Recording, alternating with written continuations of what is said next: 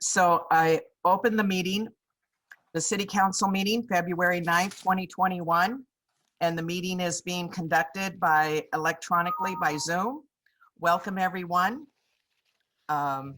First thing is roll call, and all council are present: Sarah, Lisa, Bobby, and Doug. Approval of minutes. The January 21st special meeting minutes were circulated by Mike. Are there any additions or corrections?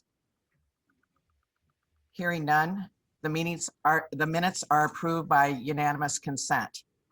Okay, now I'm going to open the public hearing for 21 Golfview Avenue Improvements Project. Would anyone like to speak? Please let Mike know, and you can speak here shortly. Mike, you let me know. I don't see anybody. Everyone has the ability to unmute right now, so I don't think anybody. Pat and Nick are the only two members of the public that are here right now. Okay. I'd say if neither of them wants to speak, then I don't think anybody does. Okay, thank you. I'll close the public hearing. And now we'll go to public input. And this is a time when the public can speak about anything. It doesn't have to be on the agenda, it can be some other issue they have. Would anyone from the public like to speak?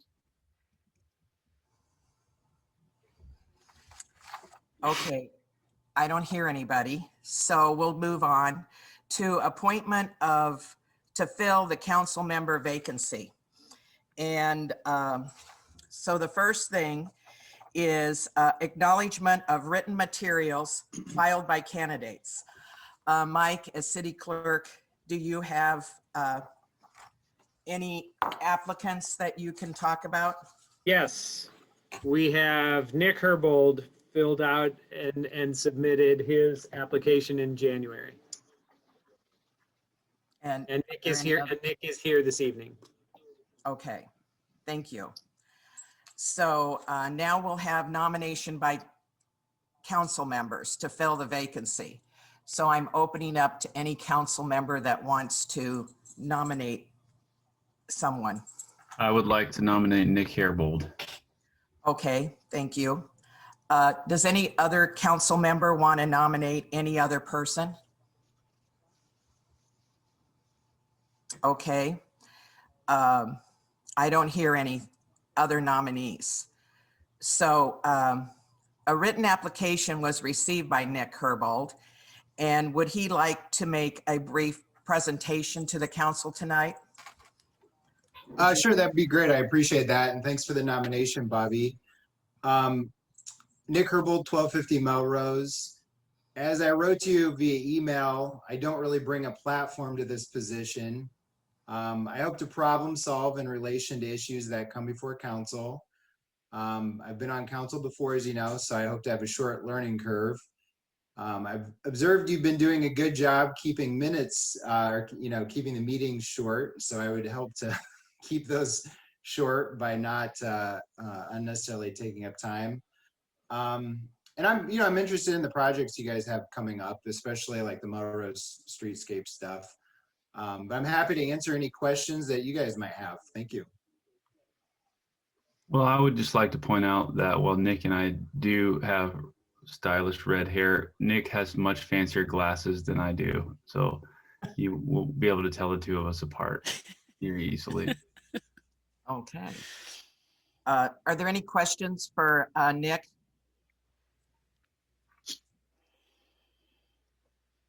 Okay, we'll move on to public input. Would anyone from the public like to speak about our nominee, Nick Herbold?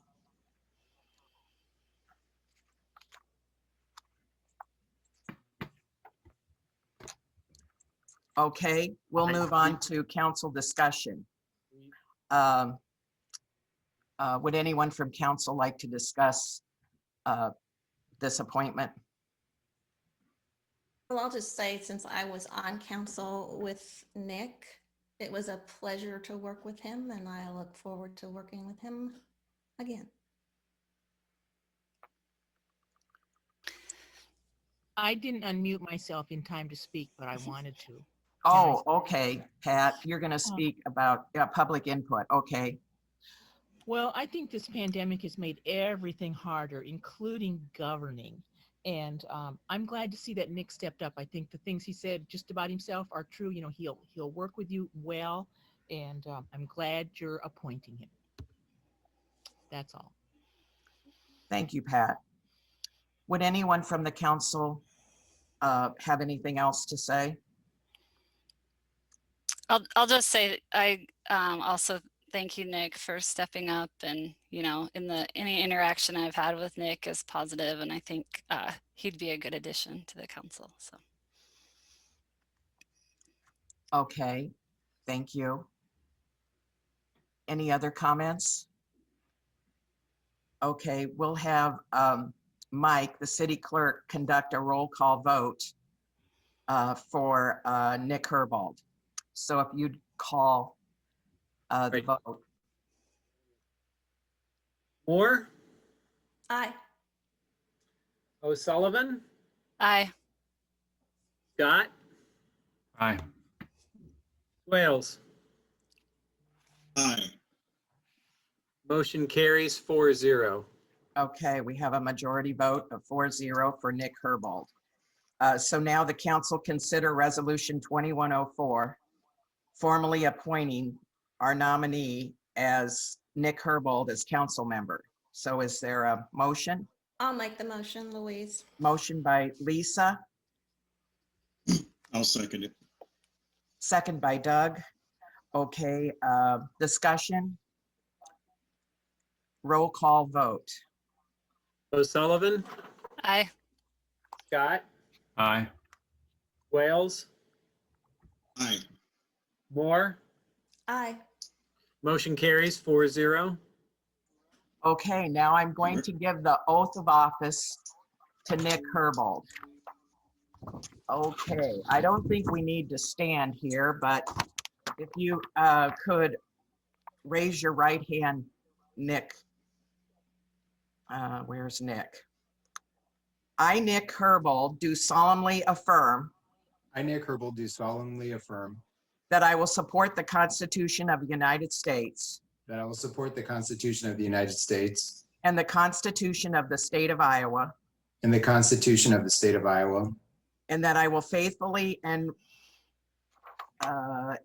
impartially, to the best of my ability, and that I will faithfully and impartially, to the best of my ability, discharge the duties of the office of council member in University Heights. discharge the duties of council member in University Heights.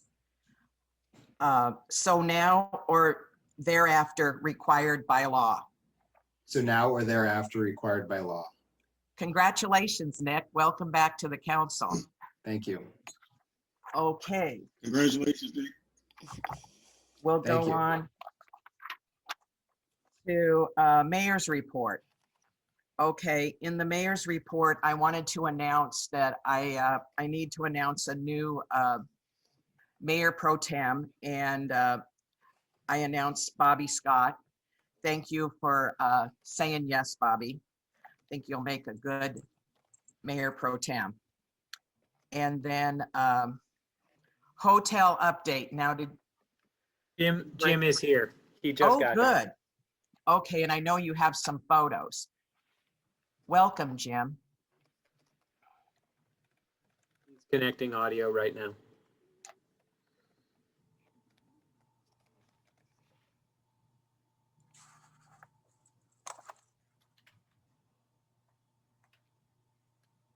Oh, Jim, you're still on mute.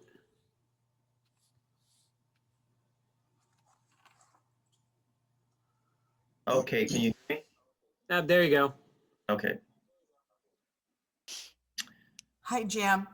Thank you Hi, for Lee. coming to the meeting. You bet. Okay, now we're anxious to hear about the hotel update. Okay, well, we are on finishing out second and first floor simultaneously, and we'll have those done by the weekend. And by that, I mean, we get everything all the fixtures set, all the furniture in, and we're into what we call the punch out phase, which is just all the detail work. And right now, 5th floor, 4th floor, and 3rd floor are in the punch out stage, and we're going through all those rooms and finishing up all the detail work. So by the end of this week, we're pretty much down to just doing the 1st floor, which is the restaurant, pool area, lobby, and all those related rooms down there. We do have the pool area pretty well complete. We'll probably actually start heating the pool next week. It's pretty cold to turn it on right now. Even I don't think anybody wants to go swimming. So I do have some of the pictures that I took last week that we can go through if you want. Yep, I'm just pulling those up. Okay.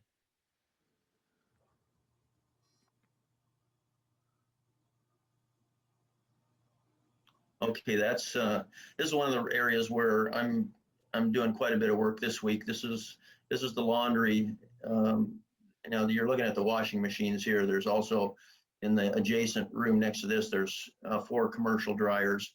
These will each handle about 80 pounds of laundry on each one. So they're pretty good sized machines.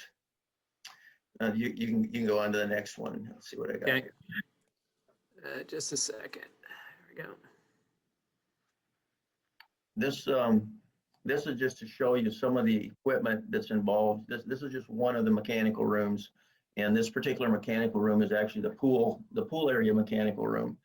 And what you're looking at right there is the radiant in-floor heat system. The pool area that we have in this building has a heated floor in it, and then we also have this heating system as a backup for our air handling units, which take care of the gymnasium area, the pool area, and then some of the lobby area. So it's just really what I'm showing here is there's some pretty extensive sophisticated systems in this building. This is just one of them. You can go on to the next one. Okay, so there's the swimming pool. We've got it filled up and it is running now. It's a little farther along than this. This was taken last week. What you're seeing in the water there, that's the reflection from the lights above. So that's just if you think something's floating in there. So, but that pool area, then we'll start it up probably next week and final that part of the building will be all finalized out. Okay, you can go on to the next one. So this is the area adjacent to the lobby, and this is actually the bar area, and behind the bar area is the kitchen. And most of the kitchen, the fixtures are in place. We're in there hooking up sinks and faucets and coolers and ice machines, and all of that's going in behind it. Behind that wall at this time. So now this was actually taken last week, so it's even at this point is quite a bit farther along than that. So you can go to the next one. That's all I had. Oh, is Jim. it? Okay, all right. Yeah, those are the 4 you sent me. Okay. Well, I thought I sent you a couple more, but that's all right. Anyway, there's some other pictures I had of the lobby, and it's, like I say, it's coming along pretty well. So I think by the end of this month, we will be just working down in the lobby area. And if the weather breaks, then we should be able to get outside. We've got fire pits to set and patio areas to finish out. And most of the outside work is done. It's just a lot of detail work and cleanup and getting rid of the snow and see if anything is there underneath that needs to be taken care of. But the sodding and all of that, most of the landscaping was already done before the snows hit. So that's it. I won't predict exactly when we're going to be open, but we're shooting for the end of March or early April.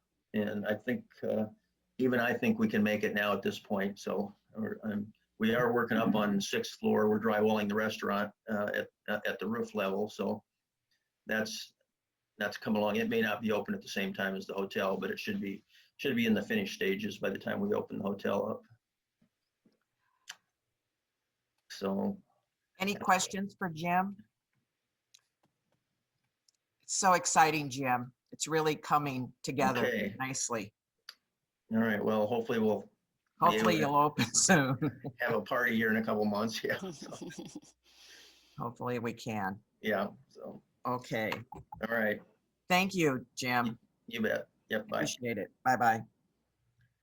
Okay, so we'll go on to finance. I've been struggling to find glasses here, and that's why I had trouble seeing things, so I still can't find them. But we'll go on to finance discussion of FY22 budget, and this is Bobby and Steve Cool. So, Steve, would you like to start?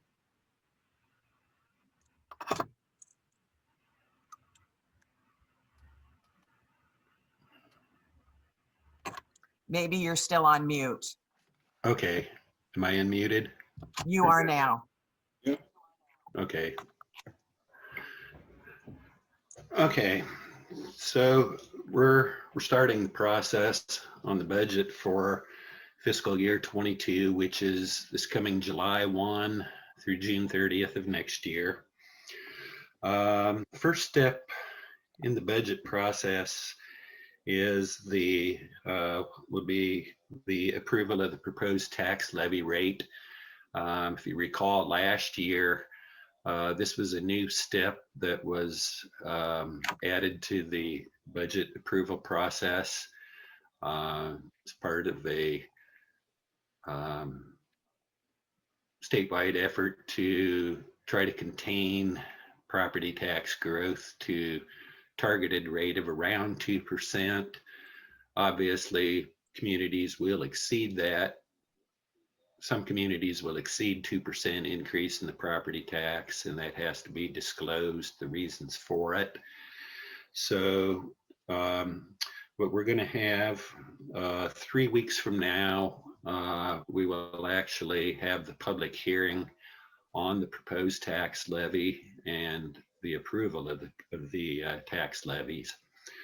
Then also at that same meeting, we'll go into much more discussion on the budget, and then we can have start the budget publication process for the public hearing in late March. So anyway, first thing I'm going to focus on, and probably the most time on it tonight, is going to be the property tax levy approval here.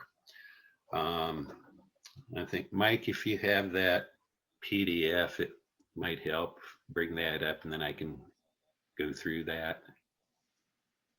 Okay. Okay, so on the left, these are the tax levies that are subject to this process. The regular tax levy, these are various other public aspect levies, civic center, insurance costs, so forth. And we also have employee benefits. These levies are subject to this process. The next column, certified, current year certified property tax. This is the tax. This is the taxes that we're on for the current year that we were in. This is what we approved last year. Total taxable valuation, $78.5 million. The next line down with the number 636,000, that was the general levy, and that is levied at $8.10 per taxable 1,000. Transit levy, the next one, 35,000 plus. Transit levy is based on an actual projected transit costs. So we'll have the City of Iowa City Transit contract, and then seats. The next number down, 9,200, that's the liability and property insurance. And then the following two lines: FICA, IPERS, and other employee benefits. That covers everything: Social Security, Medicare, IPERS, health insurance, and workers' comp. So last year we approved these levies to levy for just under $809,000. Okay, the next column, the top number, regular taxable valuation, $80,600,000. That is the current taxable valuation that we're using for fiscal 22. Now the numbers below that were the numbers from the prior year, and they're just moved over. And then we'll go to the next third column there, budget year maximum. Still we have 80,000. Okay, these levies now going down. Regular general, 652,000, that's $8.10. Transit, let's see, 36,756. Lot insurance, 8,275. Actually, the insurance cost has gone down in the last year. Then FICA and IPERS and other employee benefits, these are up by a combined total of about $4,000. So anyway, and then the final small column, the annual percentage change.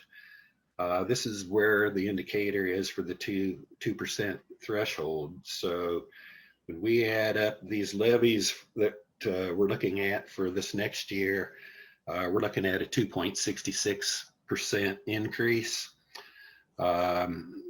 If we go back up to the regular taxable valuation, the increase from 78.5 million to 80 million plus was almost the same identical percentage. It was 2.656%. So these taxes being levied basically are just following the increase in the taxable valuation of all real estate property within the city.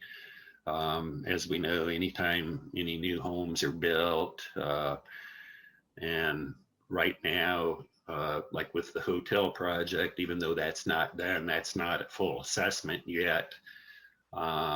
Anything new activities are going to add to the taxable valuation. The other item I wanted to point out at the very last item, tax rate. In the left column, we see $10 and just a fraction over 30 cents. This is what we levied last year for these levies, or the rate for these levies. In the third column, the proposed amount is $10.30.3. So we're looking at a very, very small change in these levies. So just a little bit of background. The general tax levy, that's just at a statutory $8.10 rate. Transit and insurance, those were based on those costs. Okay, the payroll tax benefit levies, those are based on salaries. So we've had 3 or 4 of us have had discussions over the last couple of weeks on the salaries. And what we're doing tonight for this is I'll go over the salary amounts by department that we have.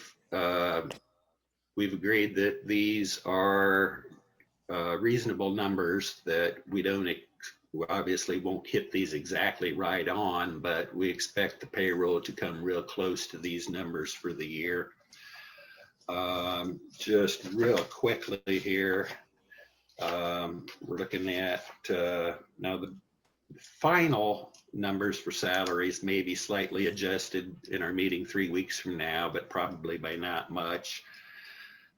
Police, 374,500. building. Let's see, building inspections. Let's see, it was 32,000, and council and mayor has been the same. It's been 5,967, and then clerk and treasurer 23,000. Those are expected to be the ballpark amounts of salaries for the years, and that's the numbers that we use to determine the levy. The one thing that I wanted to stress about the salaries is Social Security, IPERS, Medicare, those are all a percentage of the payroll amount. So if the payroll changes, those costs for those three items likewise changes. So what we're doing here on this proposed levy is, even if we change these salary amounts a little bit, these amounts that we're going to levy will not be exceeded. These will be the maximum amounts. If it's determined later in the next couple of weeks that we could cut salaries a little bit, we could always lower the final number a little bit on the final budget, but we cannot go any higher. So we wanted to make these salaries as reasonable in the ballpark as we could get them, and projecting out where we think we're going to be for the year. As far as the grand total, I didn't get a total difference between the 2 years, but it's not a real significant difference. Like last year, remember, we were still going through the end of the transitioning of the police department, so we had some increase in payroll over the last 2 budget years. So I think things are pretty much stabilized now, that the salary amounts we feel pretty good about that. So anyway, that was, so on the proposed property tax levy, this will need to be published. I have the publication file close to completion. I'll need to get this out probably within the next 4 or 5 days to the press citizens, so it can be published at least 10 days ahead of the next council meeting. That public hearing will be March 2nd at 7 p.m. In 3 weeks that we set last month. Right, Steve?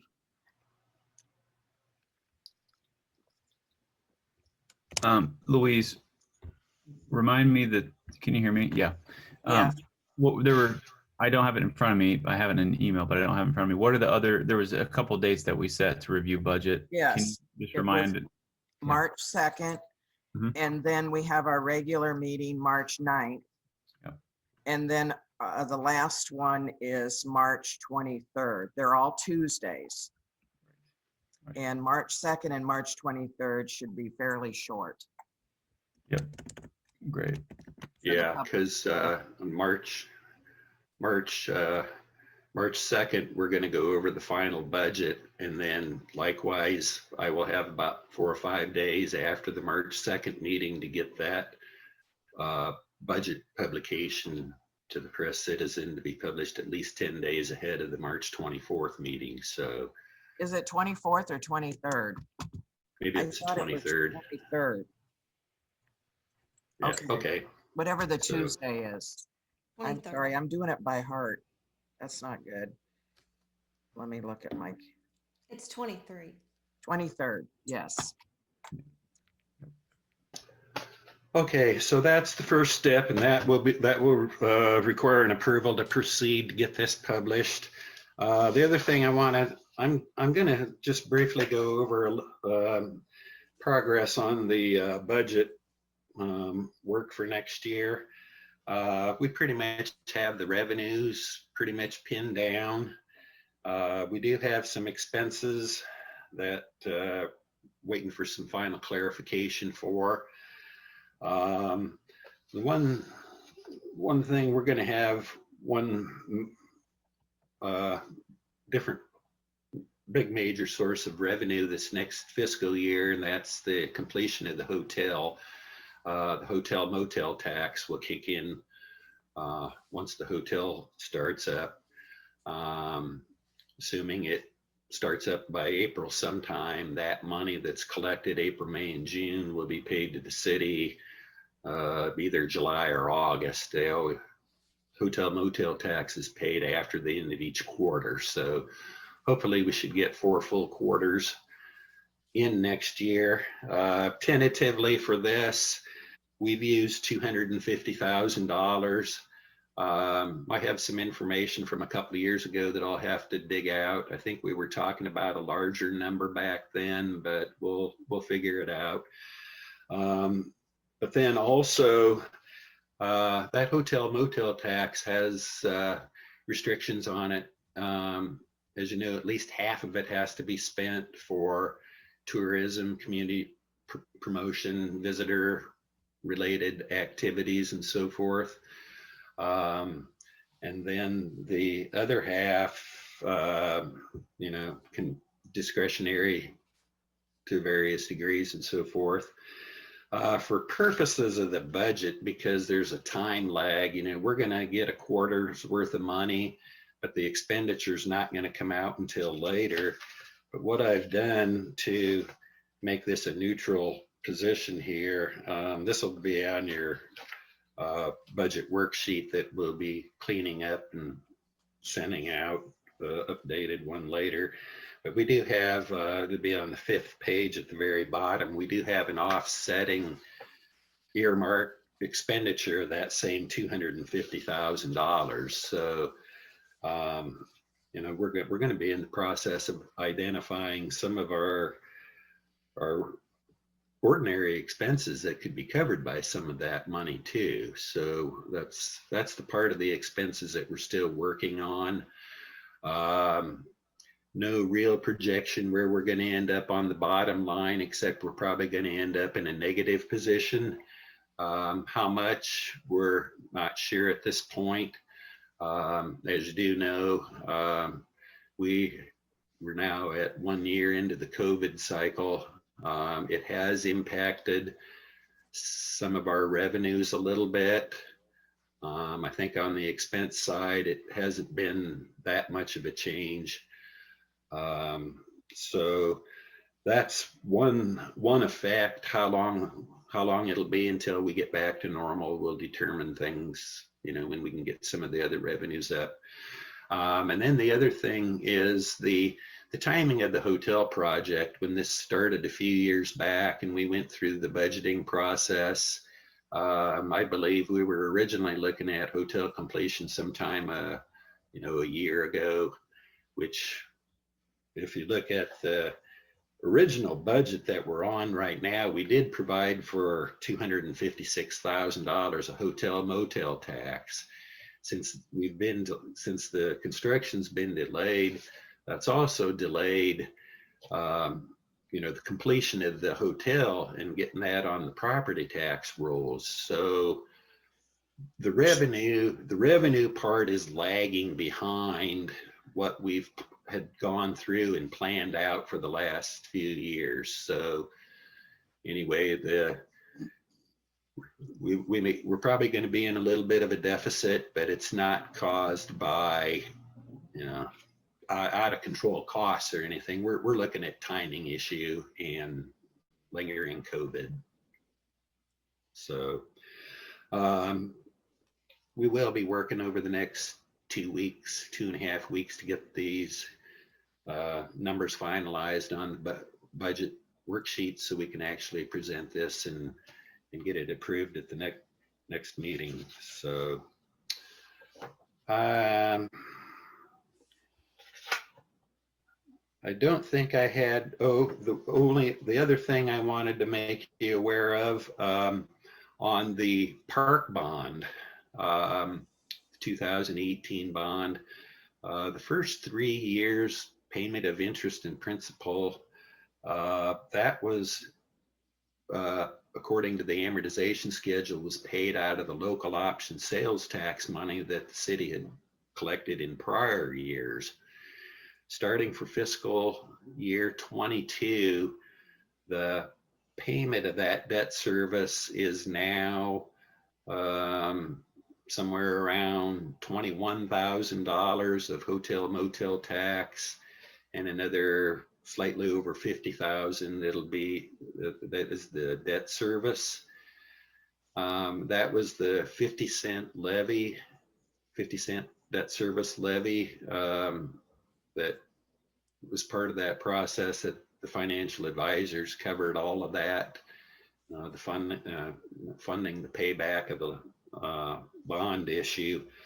And that the 50 cents was based on a taxable valuation number, I believe about 3 years back.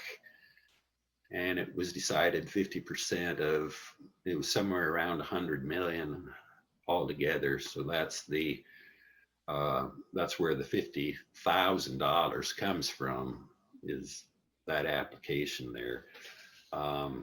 So anyway, the debt service levy is going to be higher this year. Right now, these are not final. Referencing back to the levy worksheet that we discussed earlier, the debt service levy is not included in that because the levying for the taxes is done through the bond or the selling of the bonds. There's various things that go back and forth between the city and the county auditor authority to levy taxes and so forth. And then the other one that's not included is library. That was a specific voted levy that is exempt from this worksheet. But anyway, the current year that we're on, the total levy for all taxes per taxable 1,000, it was $11.23. The proposed budget for next year, keep in mind, there is that 50-cent debt service levy increase. That brings the total to just slightly over $11.69. So total combined levy altogether is up about 46 cents, which pretty much attribute it to the difference there is the debt service levy for the park bond that's kicking in next year. So I think that was about everything I was going to cover in detail from now. You know, in 3 weeks, we'll go over things in more detail. And if anybody has questions, like I said, we still have some expense items that we're trying to fine tune these a little bit and try to get this budget here is about as close as we can try to get it. So, Bobby, did you have anything you wanted to add?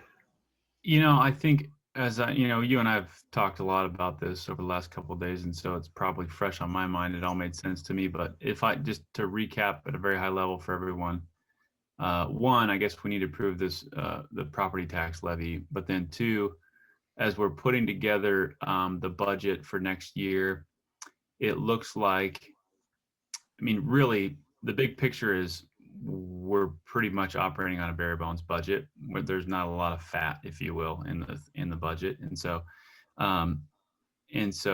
we're planning on spending a little bit of the cash reserves that we have, but we feel like it's a good, and we haven't decided this for final yet, but we feel like it's a good thing.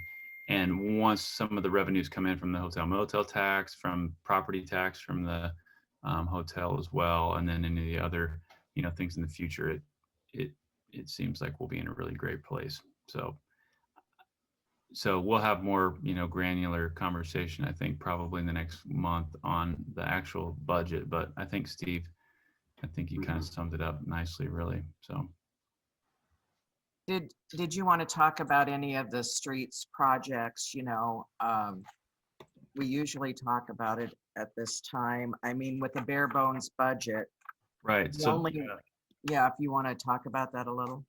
yeah, so I mean, really, we don't have any, with what we've been planning so far, we don't really have much in the way of street projects. Is that what you're getting at, Louise? Capital improvement, street Capital project, improvements. yes. Yeah, we've pretty much just taken out everything that we think maybe could be taken out, but that's something I guess we can all decide on as a council if we really want to do that, or if we want to hold off until cash flow is a little bit heavier.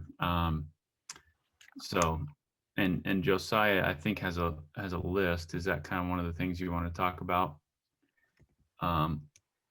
Possibly, you know, the list that Josiah sent, the only project with this bare bones budget was the golfview project is in there. Everything else is blank. Mm-hmm. And those projects, for a bare bones budget, we're gonna do repairs and maintenance that we have to do, and then put them off so that we keep this levy as low as possible. And that's right. Yep. And you know, Right. that's right. And an alternative, you know, we can bond or just get a loan from a bank or whatever, you know, whatever we decide to do. We can do that if we think it's important now to do some of those projects and we don't want to hold off. We can always do that.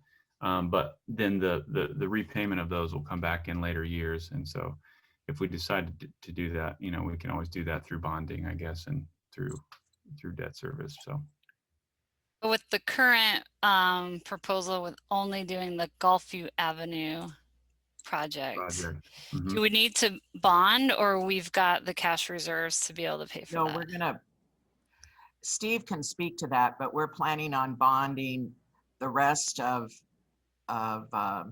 Olive Court with, you know, that's about 100 and what was it, 125 for Olive Court and maybe 125 or 100, depending on what that comes in at with the contribution. Yeah, I seem to recall we had for both the remaining costs of Olive Court and Golfview were somewhere around 225,000, give or take, you know, depending on final costs and change orders and so forth. And we had some discussion about that last year.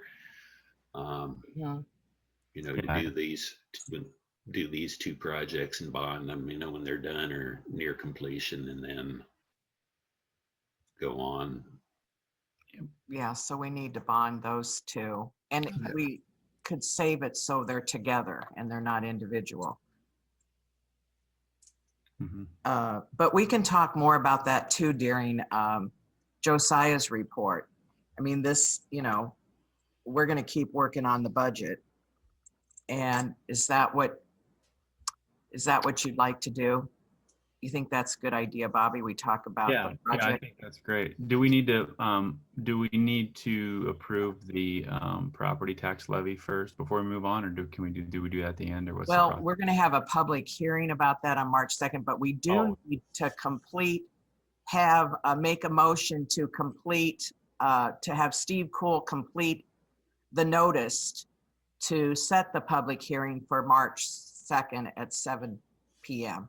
Well, I'll make that motion then. Okay, motion by Bobby. Is there a second? I'll second. Okay, Lisa. Okay, all in favor, say aye. Aye. Aye. Opposed? Okay, motion carries. Then we'll have more discussion too about this budget with better numbers at the March 9th meeting. Yeah. That's what we anticipate. Yeah, and then we will have to approve that at the next meeting then too. So we'll have an updated and final worksheet ready by then. Okay, any further questions?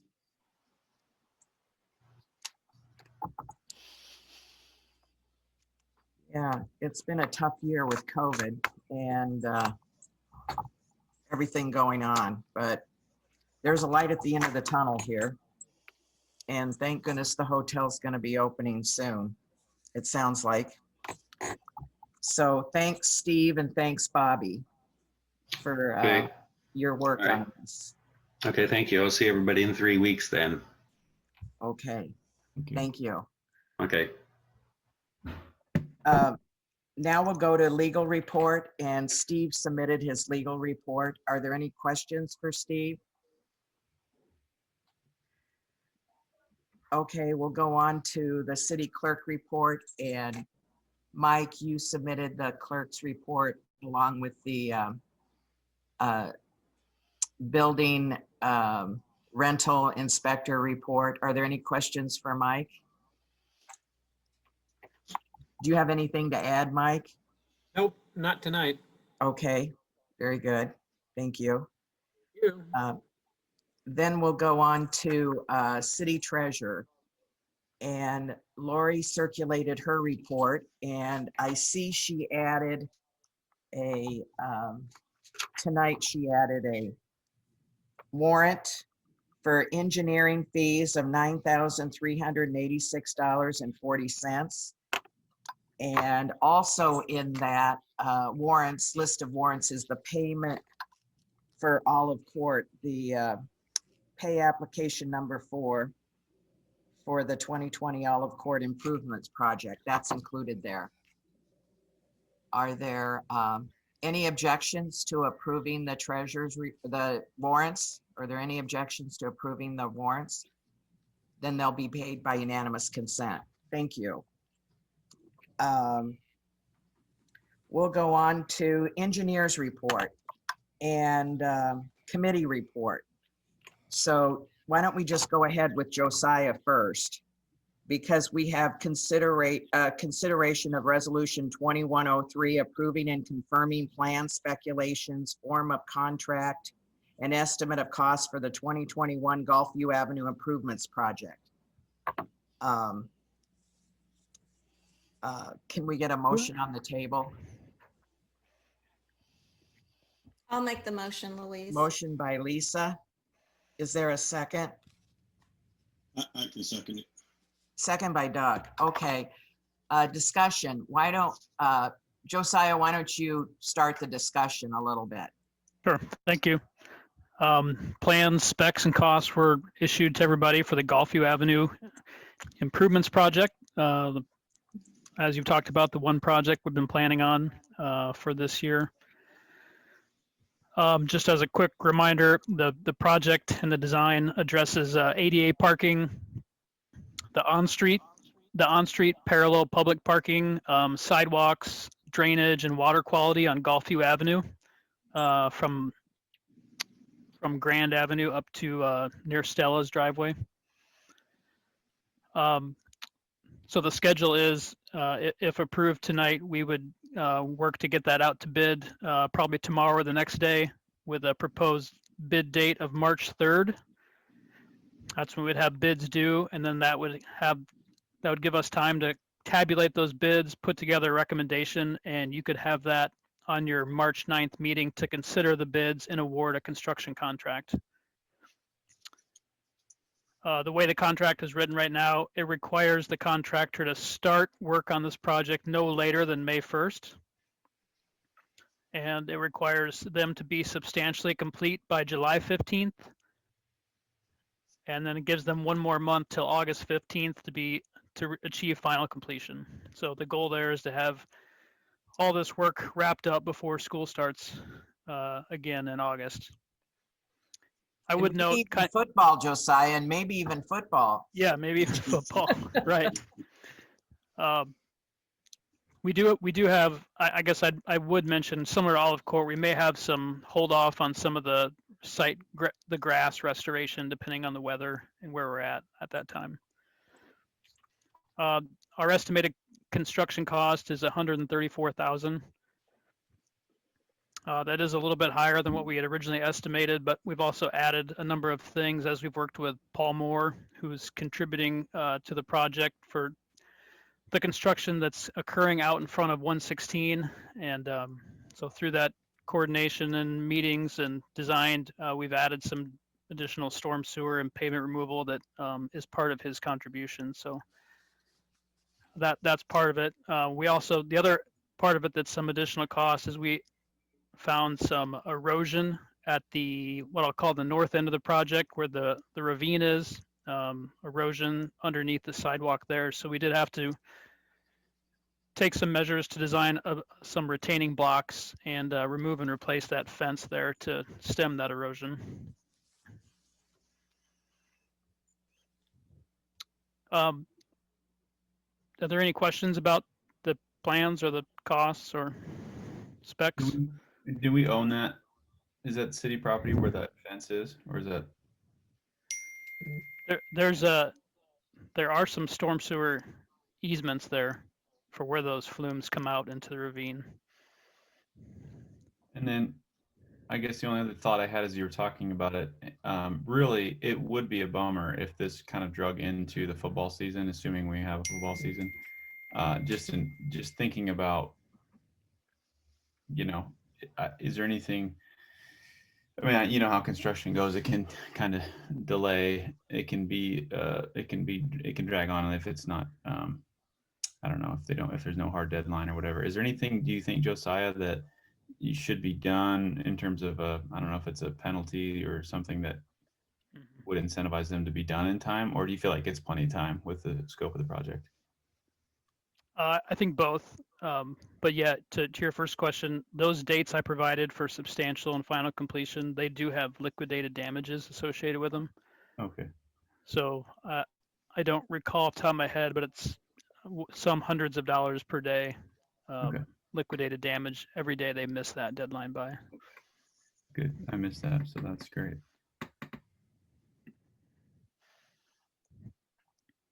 Any other questions?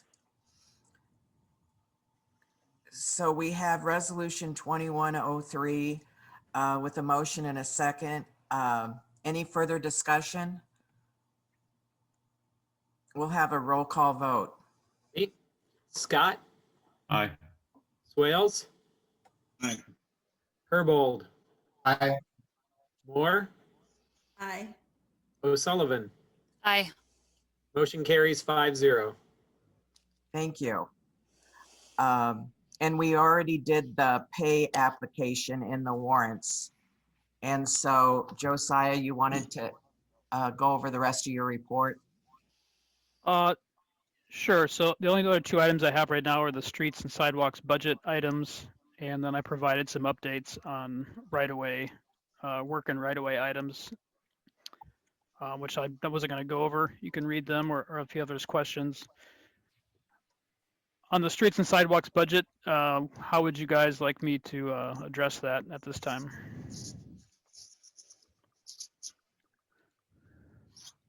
So the question is, Luis and Josiah, what do we want to decide to do or decide to not do? That's the question right now.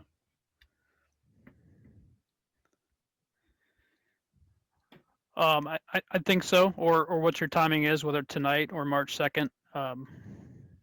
There's obviously a number of items there that are written out with descriptions, so I don't want to, I know. I take think a bunch you of ought to time. start with the standard budget costs. I think that'd be good to review. Okay. So that council remembers that there are items that will be done and repaired. So would you go through that quickly? Sure. So our standard budget line items, snow removal and sanding every year. That I know that was bumped up to 50,000 as a budget cost. We have street maintenance for sweeping. One time per year in the spring. We have asphalt patching money budgeted. Primarily, this is used by Russ to purchase and apply and in place patching material and potholes. We have a standard line item to have the pavement markings done each year. We have a maintenance item. So we now have permeable pavers. So I did have a maintenance item for permeable paver cleaning. I think we may actually, Louise, I looked at this later today. With some of the warranty work on Olive Court that the contractor is required to do to come back in the spring, I think that will actually be covered. Oh, great. Let's find that out before, in the next. Yeah, very good. We have an annual hydrant flushing work that's done each year.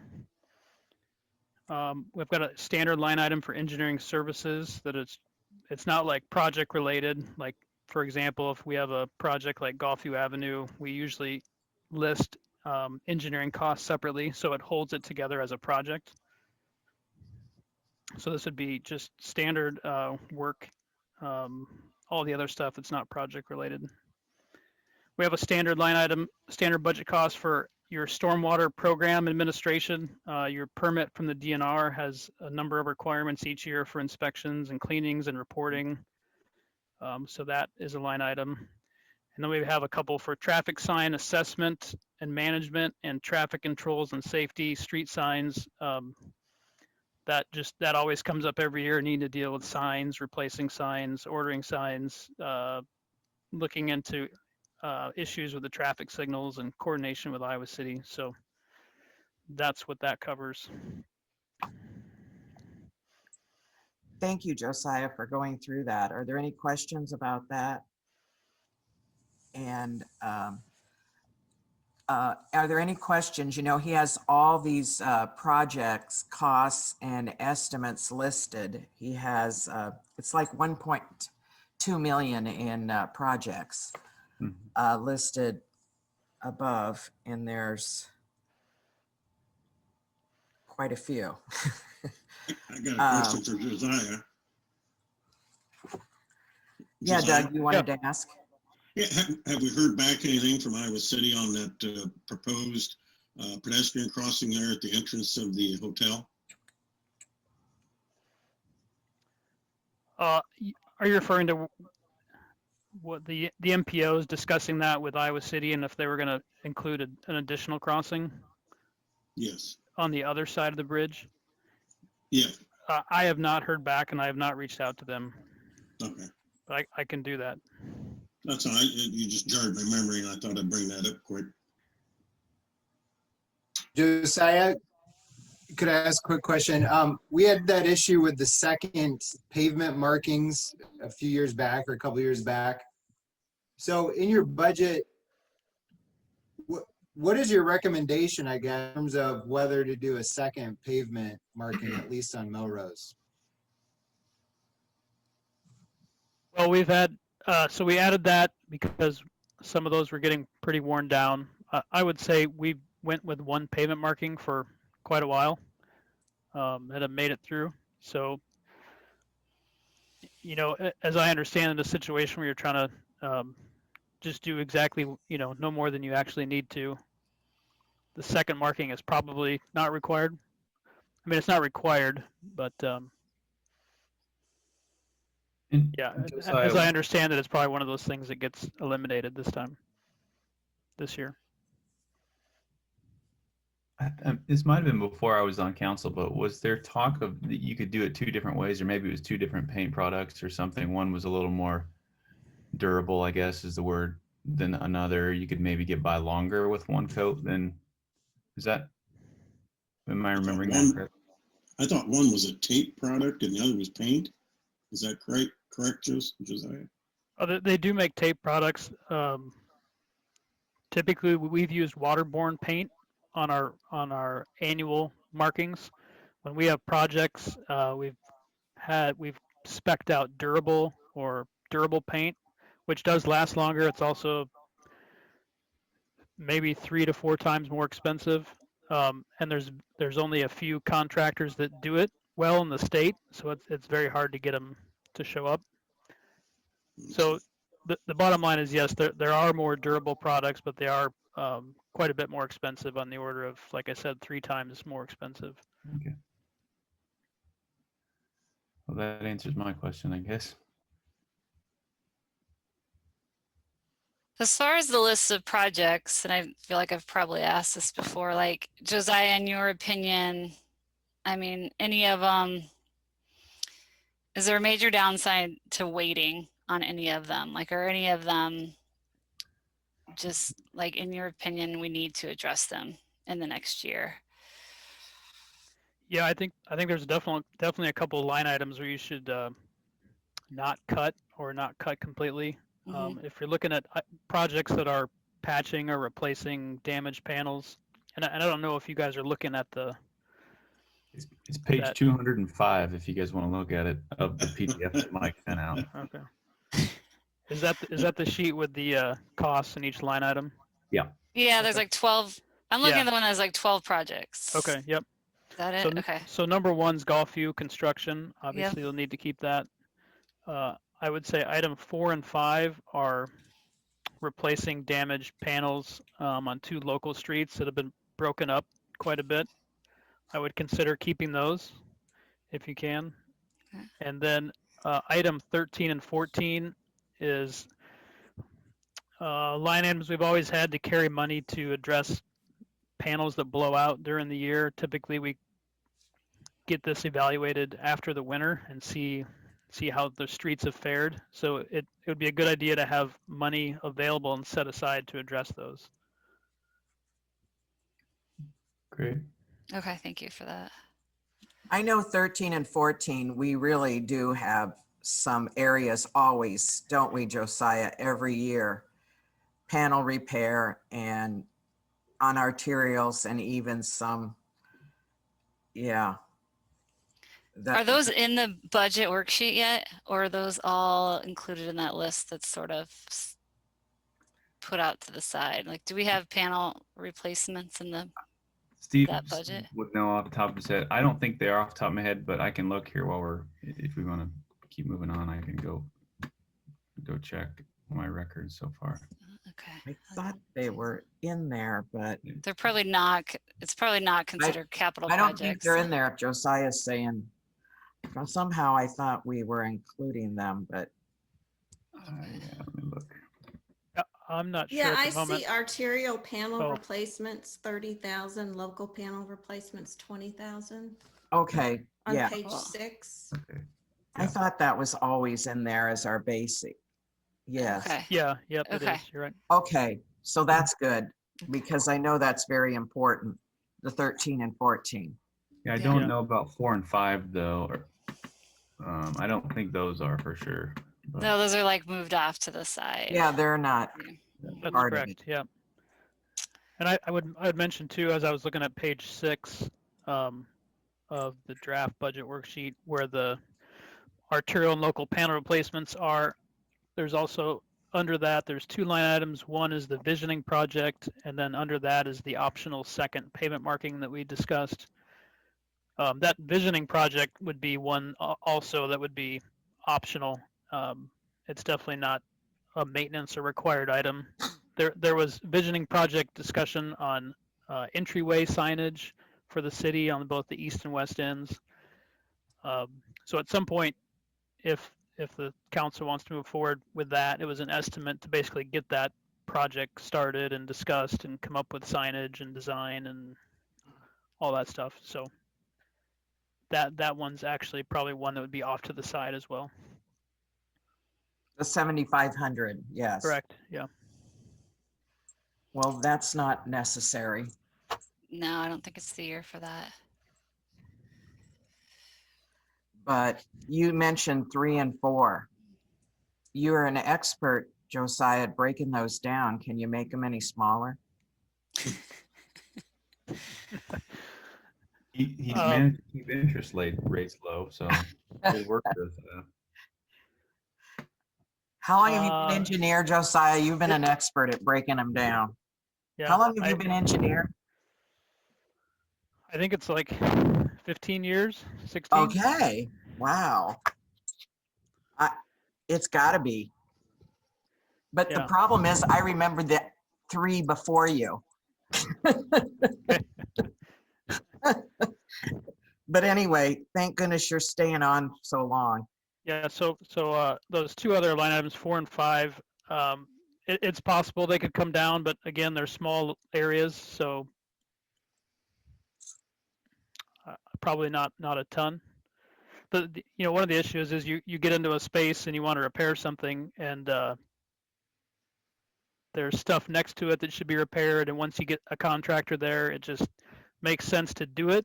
And so you can there it start is. cutting back things, but then he shows up and does the work and leaves, and then right next to it is some stuff he could have done. So that's I see. So it's Kind of 4 and 5, not 3 and 4.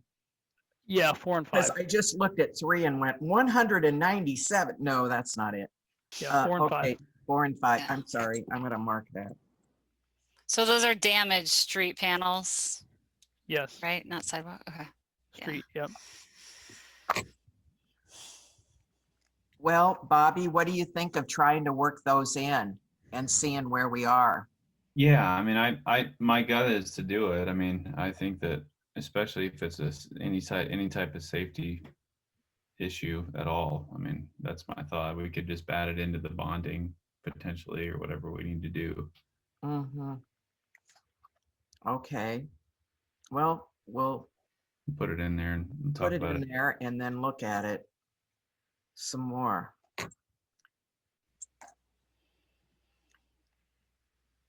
And those are all the issues, Josiah? Yeah, those are the ones I'd say you should consider keeping or keeping at least some in.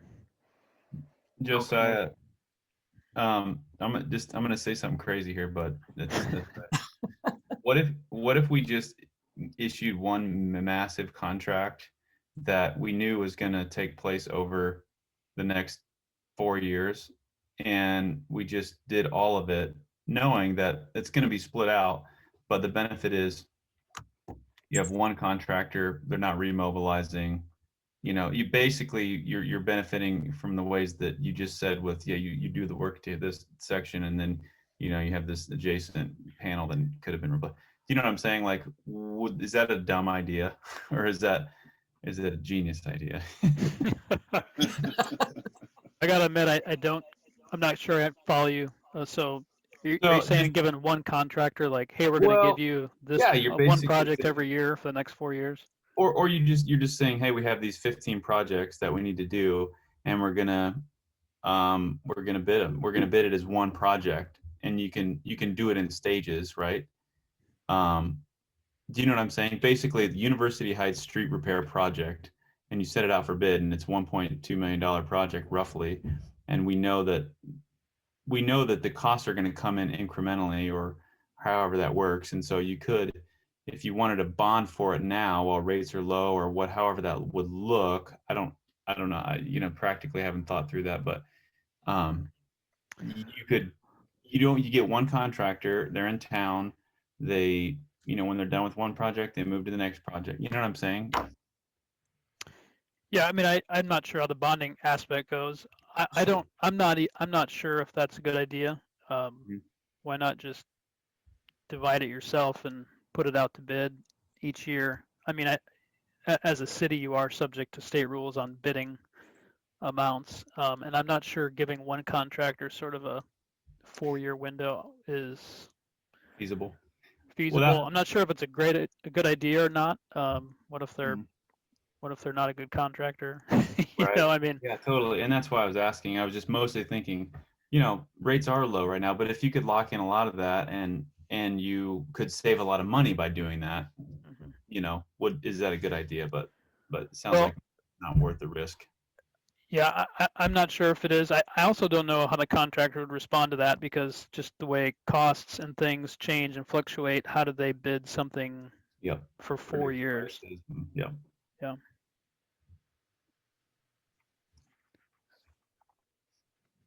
So my feeling is it'd be better to just decide what you want each year and bid it that way. Mm-hmm. Mm-hmm. Great. Okay. Any other street project questions, or what do you have, Josiah, next? Do you have anything else? I'm trying to think. What you have in your report. I provided some updates on right-of-way work and permits. So unless there's questions, I don't have anything else. The only other one thing I had, Josiah, any update on the Verizon microcell thing? No, we don't have anything. I know that, we talked about that a while ago, and Steve Ballard reached out to them, and I think they just said basically, we'll let you know when we get to it. Yeah. That's the last thing I know too. That's right. Thanks. Hi, Steve. I see you now. Okay, I know. Don't they have like, what, a year and a half to do it? To do that, I wish, probably. I wish they'd do it quicker, yeah. I don't recall the exact time, but I yeah, know, I there's a can't think of window. it. There is a window, and I asked you initially because I thought, oh, it's going to happen right now. And you said, oh, Louise, they got 2 years or whatever it was, 1.5. Or I went, oh, okay. Any other questions for Josiah? We'll go on to Doug. What did you want to report, Doug? Not a whole lot other than just our pain in the rear end snow that keeps coming down every day.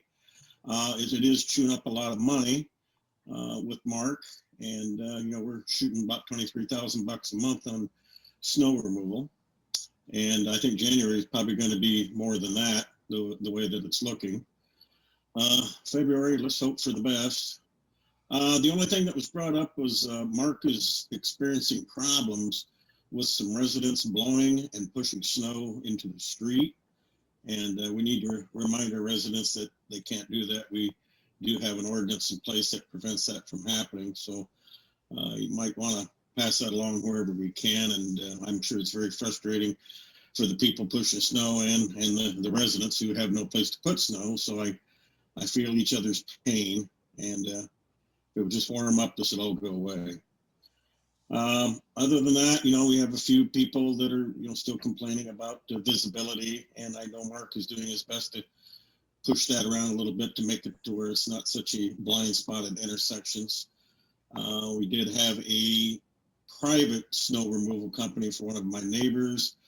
Second time now he's tried to go down the sidewalk and packing snow on the neighbor's driveway, and that was right before it got cold, so I don't know if we're going to be looking at any cement damage to our brand new sidewalk there along the west side of Sunset, but we'll just have to keep an eye on that in the spring and make sure that we look it over real close to make sure there was no winter damage from this person that was doing it. And Troy did reach out and talk to them and told them they cannot be doing that, and we do have their information and their phone number that if they ever do that again, that we were to contact the owner. And but apparently the owner of the company reassured us that that would not be an issue in the future. So hopefully that takes care of that problem. So has it repeated at all since I talked to her, Doug?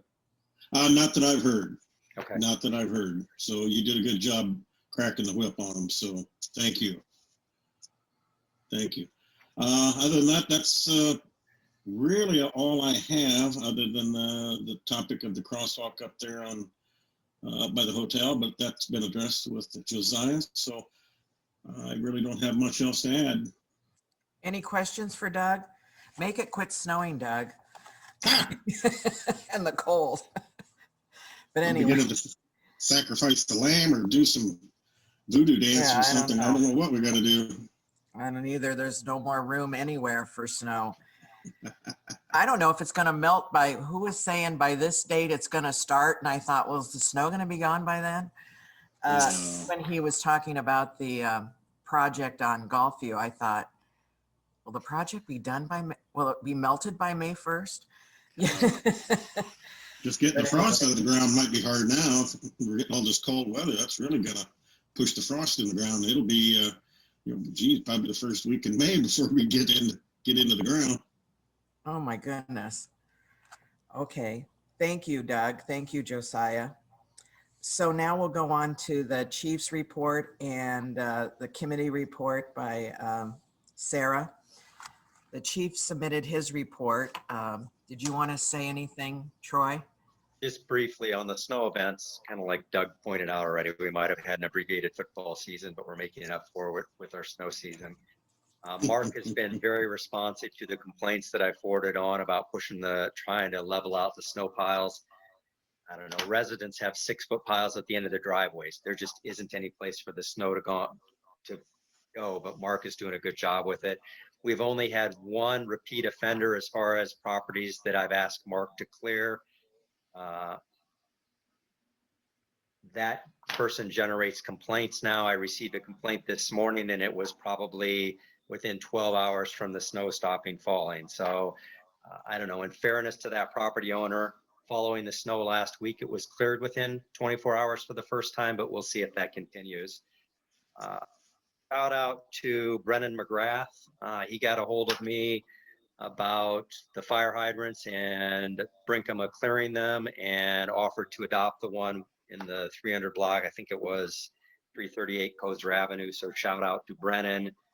I'll skip over down to COVID real quick. I was contacted today by the Johnson County Public Health Department, and the police department is to receive their first vaccinations next Saturday. So that's an update. Great. Other than that, I think everything is contained in the report. Any questions for Chief? Thank you, Troy. Thank you. We'll go to Sarah. I have nothing to add, really. Okay. Thank you, Sarah. Thanks for your help on the budget too. We'll go on to, well, building, zoning, and sanitation, and that is going to be Nick Herbold's assignment. No report. And Let's hear it. I'm gonna have you talk to Terry Gert, who knows you quite well, and then you can meet Brian Jensen and see what he's doing. And we had a yearly review of Brian, and we talked about whenever the new council person comes on, we'll go through an orientation and just go over some of that for you. And so we'll do that in the next couple weeks too. Thank you, Nick. So we'll go to e-government. Now, you sent a nice report, Lisa, with pictures. I love the pictures. Did you have something to report? I just wanted to point out the Adopt a Fire Hydrant post is on the website. So take a look at it. Anybody can adopt a hydrant anywhere in town. It doesn't have to be by your house. It can be by my house. No, there is a council member who has been clearing a hydrant. I do know that much, so.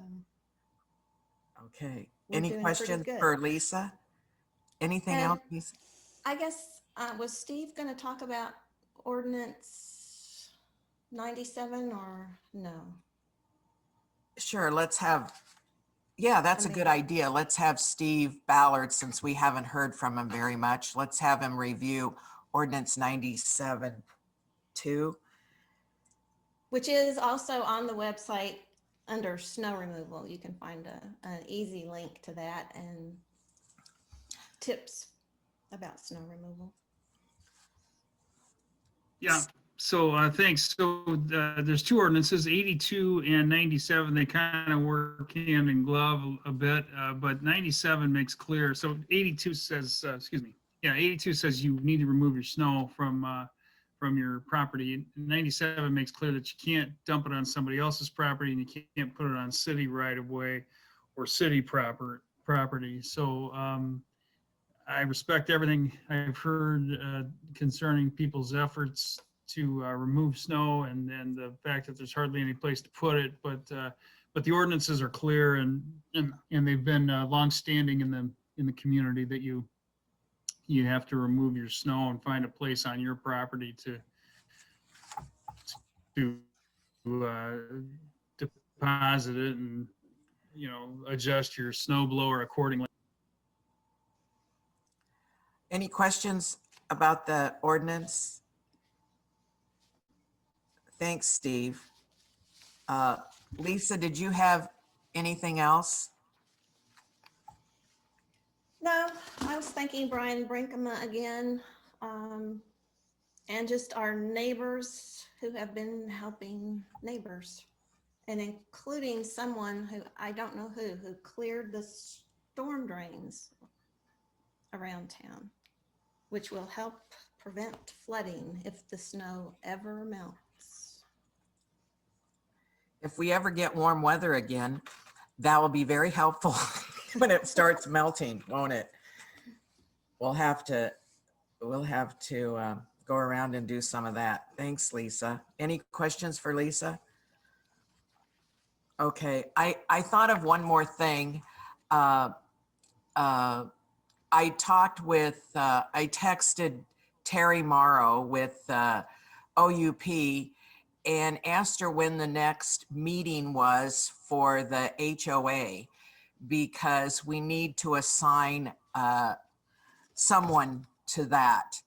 And she said they don't have a meeting coming up, but she will contact me. She thought it might be in another month or so, but maybe we can discuss at the March meeting representative from the council or from our staff that can attend those meetings.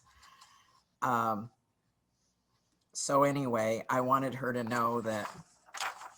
Mayor, can I chime in real quick? Yes. Speaking of OUP, there was a brief conversation earlier in the snow season about them being slow to clear or not clearing well. I was working when the last heavy snow came through, and despite the probably 30+ mile-an-hour winds and the heavy snow falling, I mean, they cleared it about, or attempted to clear it about, every 30 to 45 minutes. So they are trying to be responsive, and they have, at least recently, really stepped up their game. So shout out to them.